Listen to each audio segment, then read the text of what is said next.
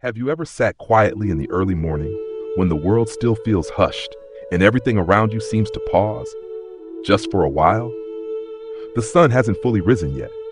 The sky outside your window holds a gentle glow. The warmth of your tea curls upward in soft wisps of steam.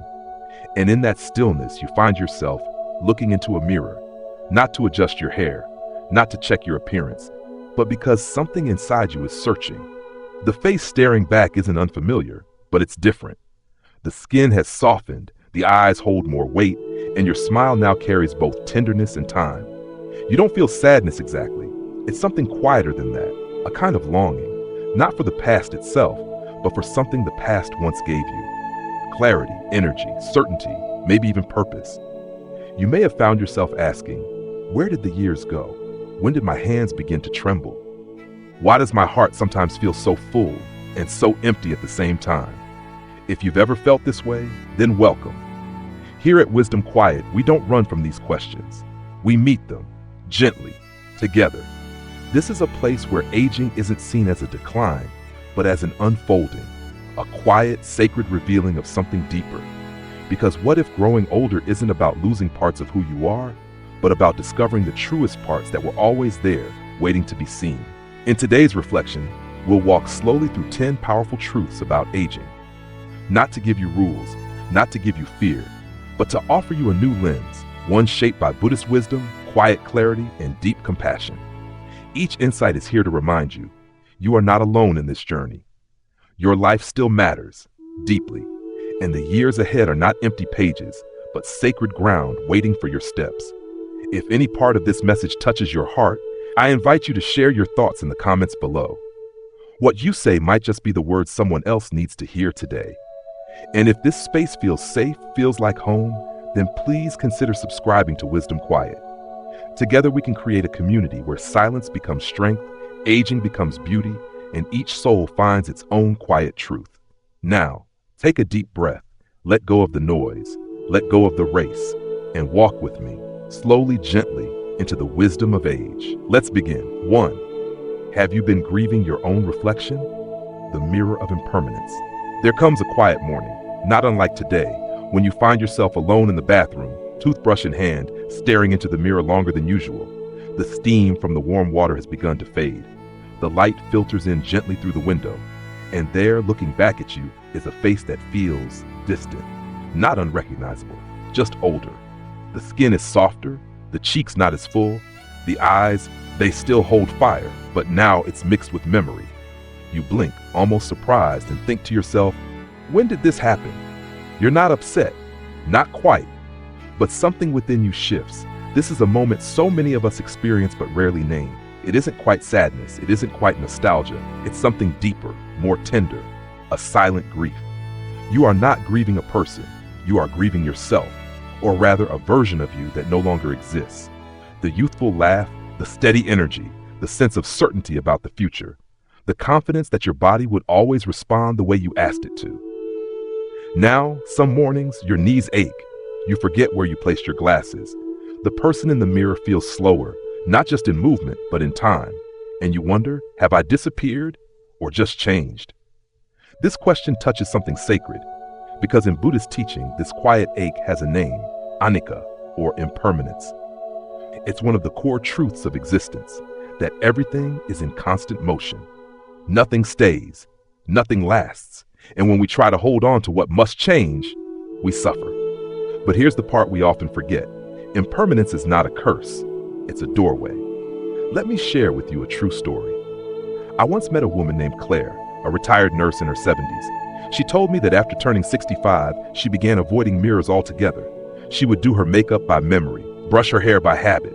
She said, it wasn't vanity, it was fear. I didn't want to see what was being taken from me. But one morning, after a meditation class at her local community center, she went home and stood in front of the mirror, fully present. No music, no distractions, just her. And she cried. Not because of what she saw, but because for the first time, she realized I wasn't disappearing, I was unfolding. That one sentence changed how I understood aging forever. You see, we often think of aging as erosion, but what if it's refinement? What if the lines on your face are not signs of loss, but symbols of endurance? What if your reflection isn't fading, but revealing who you've always truly been? In Buddhism, we are reminded again and again, we are not the body, we are not the image in the mirror. We are the awareness behind the eyes, the quiet presence watching, witnessing, remembering, letting go. When you stop resisting change and begin to embrace it with tenderness, something beautiful happens. The mirror becomes a friend, a silent companion that reminds you not of what has passed, but of all that still remains. Your courage, your wisdom, your laughter, your capacity to love and be loved. So the next time you catch your reflection and feel that wave of grief rising, don't push it away, acknowledge it. Place your hand on your heart and say, "Thank you for carrying me through." And then smile, not because you want to look younger, but because you finally see the depth, the truth, the softness that comes only with time. Because aging is not the end of beauty. It's the beginning of a new kind of beauty, the kind that doesn't fade, because it lives not in the mirror, but in the soul. If you've ever stood quietly before the mirror and felt that silent ache rise in your chest, please know you are not alone. This space, here at Wisdom Quiet, is where we come together to share those unspoken moments, not to fix them, but to understand them, not to run from time, but to walk with it, hand in hand with grace. If something in today's reflection stirred a memory or brought a sense of peace to your heart, we warmly invite you to share it in the comments below. Your voice, no matter how quiet, matters here.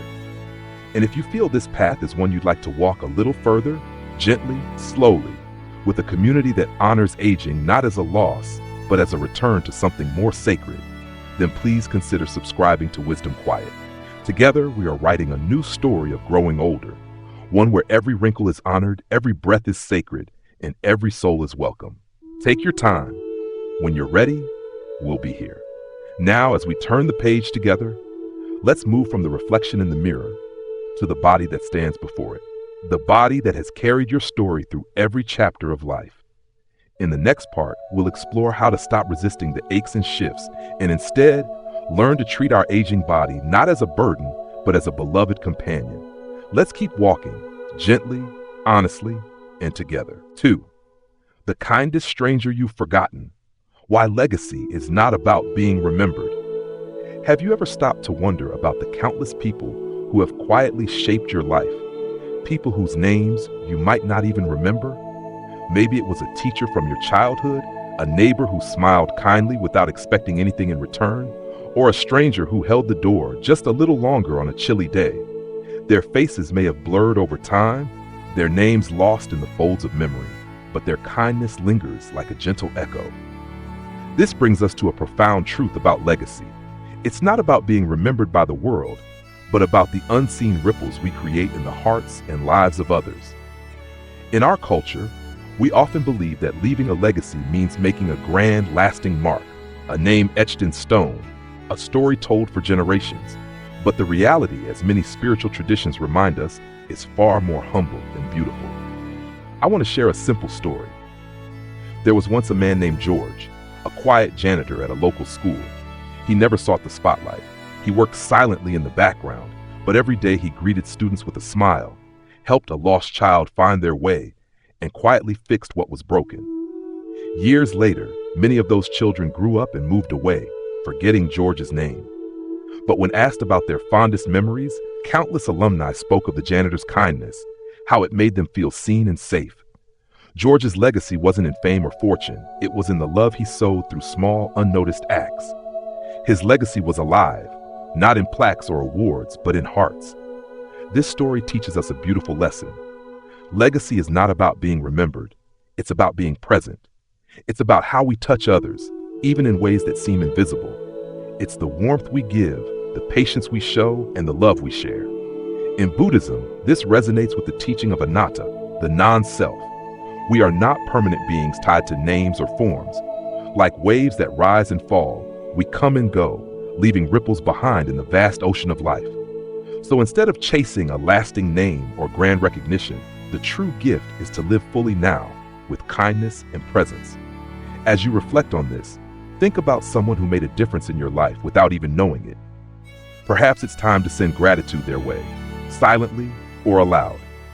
And as we hold this truth, It leads us gently to the next part of our journey, our own bodies, the vessels that carry us through life's seasons. Aging changes the body, but how we relate to it shapes the story we tell ourselves. Let's continue walking with kindness, first to ourselves and then to the world. 3. You and your aging body, from resentment to reverence. Have you ever felt a quiet frustration rising when your body doesn't move the way it used to? Maybe your knees ache after climbing stairs that once felt effortless. Or perhaps your hands tremble slightly when you reach for a cup of tea. These small changes can feel like betrayals, like your own body is turning against you. It's easy to fall into resentment, to wish things were different. We long for the days when strength was abundant, when fatigue was foreign, and when the body obeyed every command without hesitation. But what if we looked at these changes differently? What if, instead of viewing our aging body as an adversary, we chose to see it as a faithful companion, weathered and wise?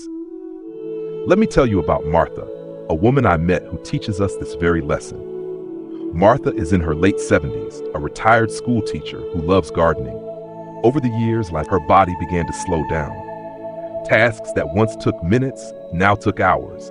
But instead of fighting this, Martha chose to listen. She learned to adapt her garden work to her energy, taking breaks when needed and moving gently.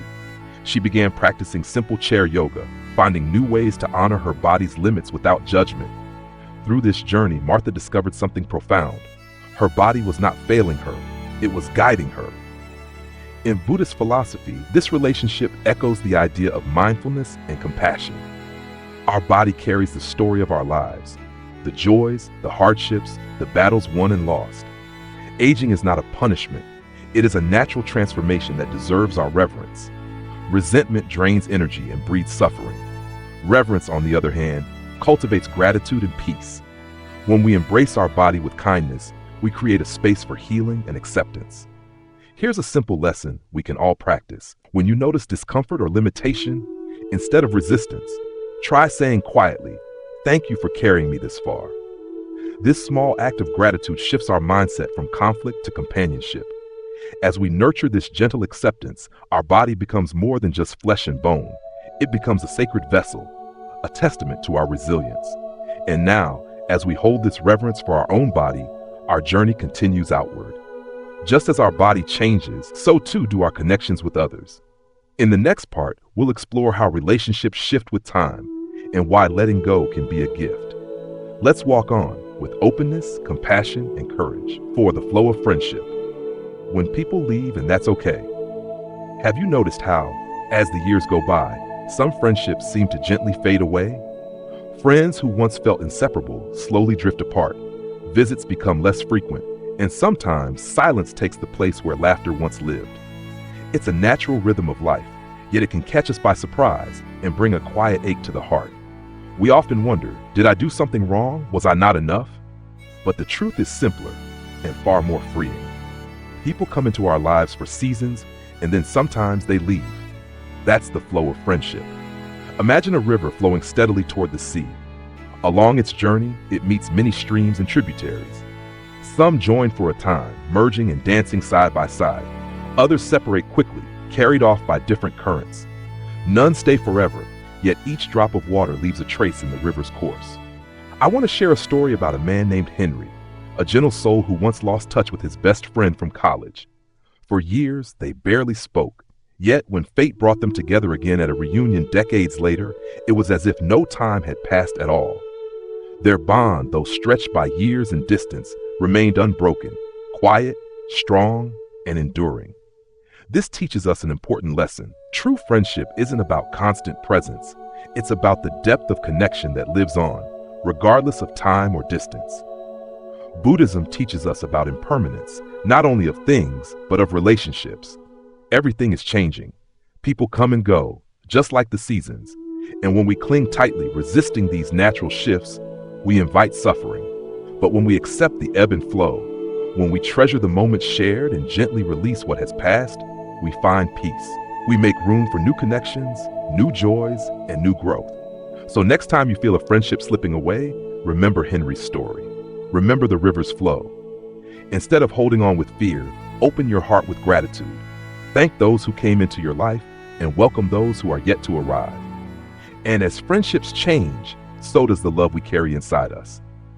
In the next part, we will explore how true beauty reveals itself in the face of time, in wrinkles, in stories, and in the grace of aging.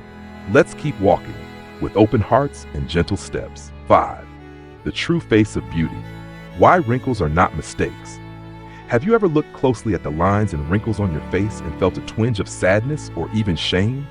Society often tells us that youthfulness and flawless skin are the highest forms of beauty, making the natural signs of aging seem like flaws to hide or erase.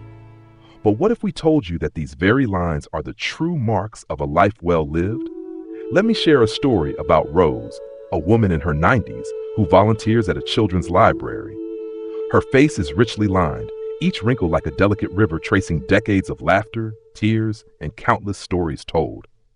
Children are drawn to her warmth and gentle smile, not because she looks young, but because she shines with something far more radiant: kindness, wisdom, and presence.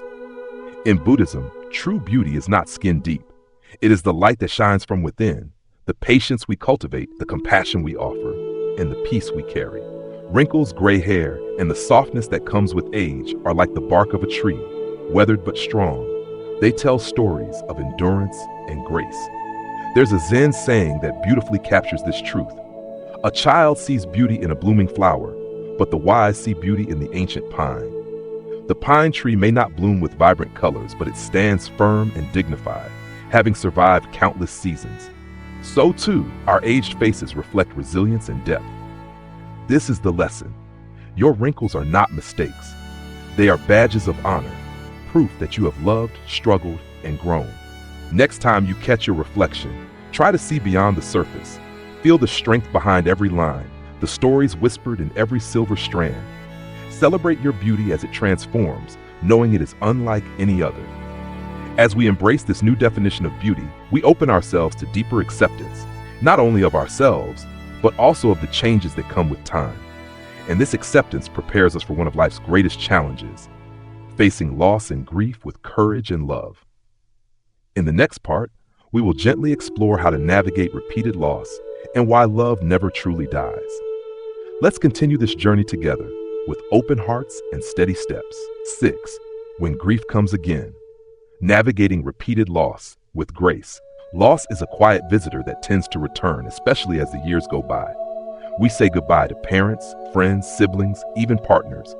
Each farewell leaves a mark, a hollow space in our hearts that sometimes feels impossible to fill. For many, grief is not a single moment, but a lifelong companion that visits again and again. I want to share a story about Samuel, a man who lost his wife after 50 years of marriage. The first days were unbearable. The house felt empty, the silence loud. But over time, Samuel learned something profound. Grief does not fade, it changes shape. It softens, becoming part of the fabric of his life rather than a weight that drags him down. In Buddhist teaching, grief is understood as a natural thread woven into the tapestry of existence. The Buddha told the story of Kisa Gotami, a woman overcome by sorrow after losing her child. She sought medicine to bring him back, but was sent on a journey to find a mustard seed from a home untouched by death, a quest she could not complete. In that moment, she realized she was not alone in her suffering. This story teaches us that grief connects us all, a shared experience of love and loss. It is not something to be overcome or escaped, but embraced with compassion. When we face repeated losses, the pain can feel unbearable. Yet it also reveals the depth of our capacity to love. The greater the love, the deeper the grief. So how do we live with this ache? How do we navigate it with grace? One practice is to allow ourselves to feel fully and gently without judgment, to give space to sadness, tears, and memories, knowing they are part of healing. Another is to cultivate metta, loving kindness meditation, which helps us transform pain into compassion for ourselves and others.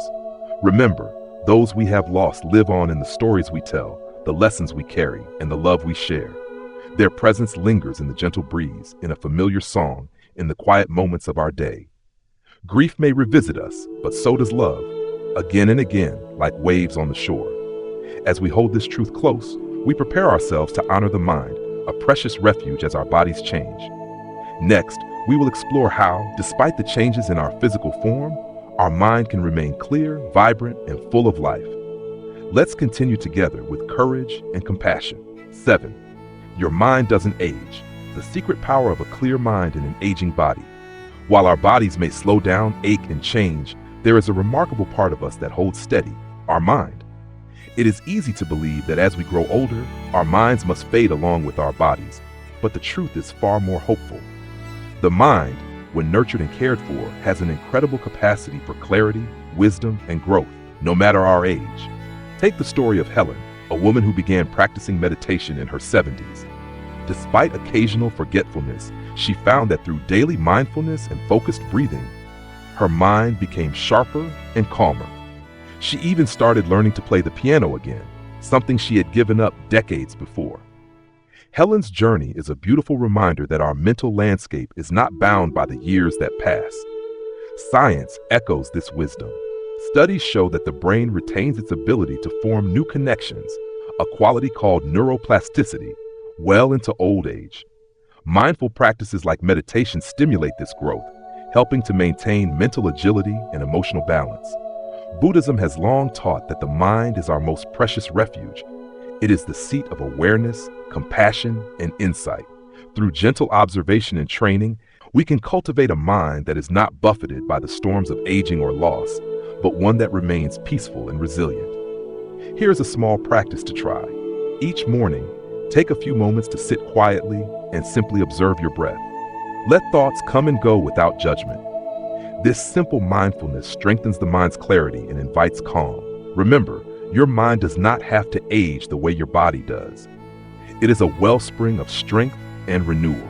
As we cherish this truth, we prepare to embrace the next great lesson, the freedom that comes when we learn to let go of control. In our final chapters, surrender is not defeat, but the doorway to peace. Let's continue walking, open, aware, and free. 8. Letting go of control.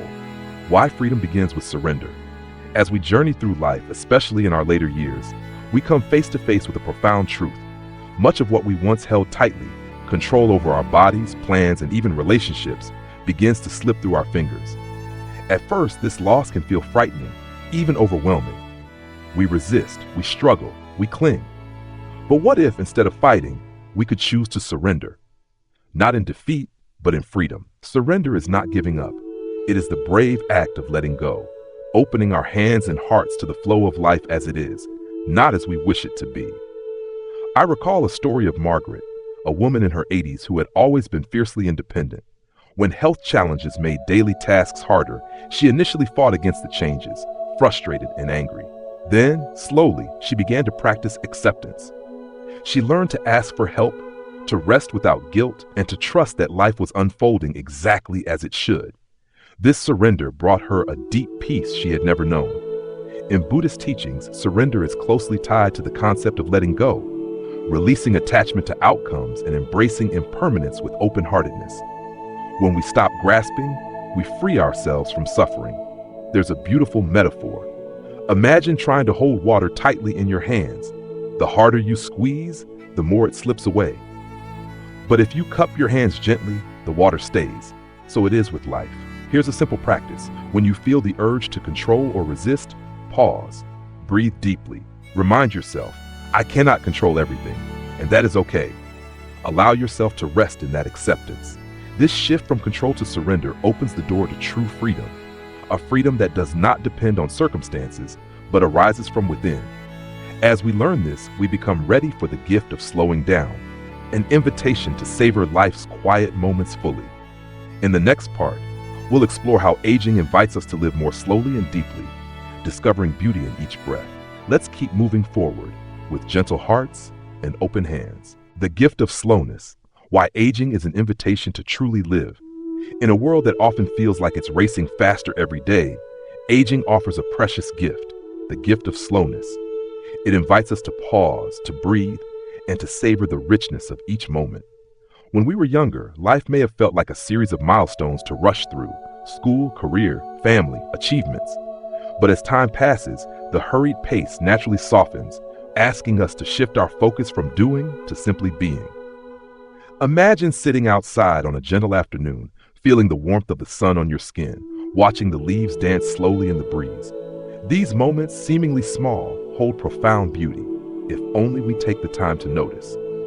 I want to share a story about Joseph, a retired carpenter who found joy not in grand adventures, but in quiet rituals. Each morning, Joseph sipped his tea mindfully, listening to the birdsong and feeling gratitude for the day ahead. His steps were slower, but his awareness deeper. He discovered that in slowing down, he was truly living. Buddhism teaches us about mindfulness, the art of fully inhabiting the present moment. Aging, with all its changes, is a natural invitation to deepen this practice. Slowing down allows us to see the world with fresh eyes and an open heart. Here's a simple way to begin. During your next meal, try eating slowly and with full attention. Notice the colors, textures, and flavors. Let your senses awaken to the experience without distraction. This mindful slowness is not a sign of weakness, but a celebration of life's fullness. It teaches us to appreciate what was once overlooked in the rush. As we embrace this gift, we prepare ourselves for the final chapters, the sacred act of writing our ending with peace, meaning, and grace. In the next part, we will explore how to approach our final chapter as a beautiful sacred journey, one that is ours to shape. Let's continue together with gentle steps and open hearts. 10. Your final chapter is sacred, writing the ending with peace and meaning. Death is not the closing of a door. It is the turning of a page. It is not an end, but a transition to a new chapter in the vast story of existence. In Buddhist wisdom, death is understood as a natural part of life's cycle. The Buddha taught us that nothing is ever truly lost. All that we have loved, all that we have been, continues to flow in the great river of life, transforming, shifting, but never disappearing. Let me share a gentle story. There was an elderly woman named Eleanor who, in her final days, gathered her grandchildren around her. With a soft smile, she shared stories, lessons, and blessings, not just of her life, but of love, kindness, and courage.